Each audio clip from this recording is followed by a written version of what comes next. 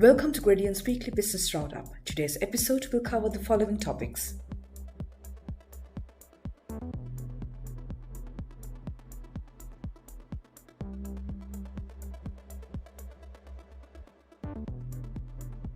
The Sri Lanka Tourism Development Authority stated that the tourism sector had received over $950 million in investments over the past 15 months to June 2021.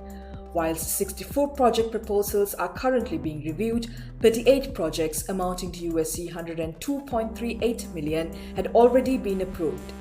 To better facilitate and expedite the process of investment approval, SLTDA recently established an investment relations unit. With very limited international travel, tourist arrivals to Sri Lanka during January to July 2021 were 19,337, down by 96.2% on a year-on-year basis, whilst earnings from tourism from January to June 2021 was $23 million, down 96.7% on a year-on-year basis.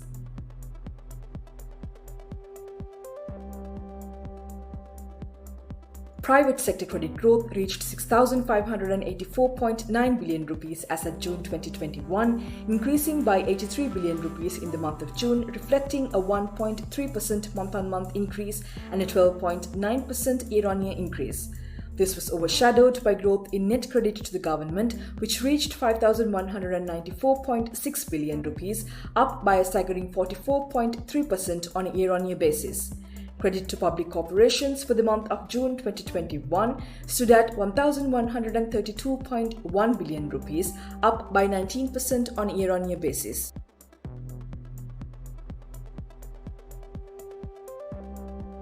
Working capital loans at a concessionary 4% interest rate offered by the Saubagya COVID-19 Rehabilitation Facility Scheme will now also be extended to public sector ventures.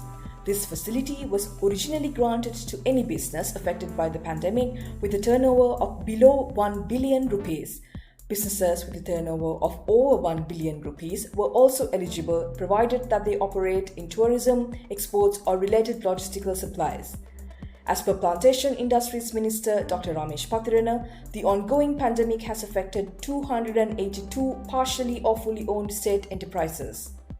Staying in the banking sector, Commercial Bank of Ceylon secured a $50 million funding line from UK's CDC Group, a development finance institution, to facilitate lending to SMEs and support climate projects in the country.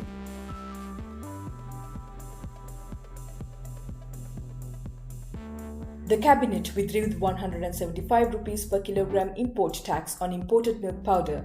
However, importers had previously requested a 27% or 260 rupees per kilogram price hike affected by depreciating rupee and elevated global milk powder prices.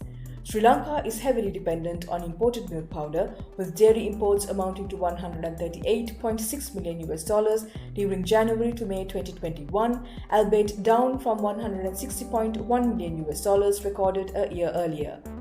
The Consumer Affairs Authority has granted approval to raise prices of Laugfs LPG gas cylinders. Accordingly, the price of a 12.5 kg Laugfs gas cylinder has been raised by 363 rupees to 1,856 rupees a cylinder, and the price of a 5 kg cylinder has been raised by 145 rupees to 743 rupees a cylinder. Given supply constraints, the Cabinet approved the import of organic fertilizer and natural mineral fertilizer through the State Fertilizer Company. This is for the cultivation of 500,000 hectares of paddy fields for the upcoming Maha season. Pending last September's announcement, Softlogic Finance plc will not go ahead with the transaction to acquire a 49.67% stake in Abans Finance plc, in line with the central bank's financial sector consolidation initiative. Maldivian yacht building company Seahorse Yacht Groups is to establish a yacht building facility within the Hambantota port at an initial investment of $58 million.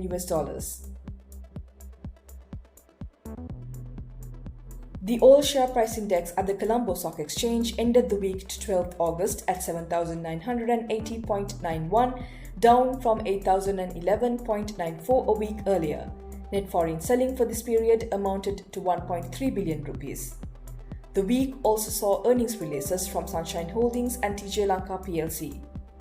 In other market news, Fitch downgraded AMW Capital Leasing and Finance to A from AA-, citing a negative outlook. And that's a wrap for today. Hope you have a great day. Stay safe and stay healthy.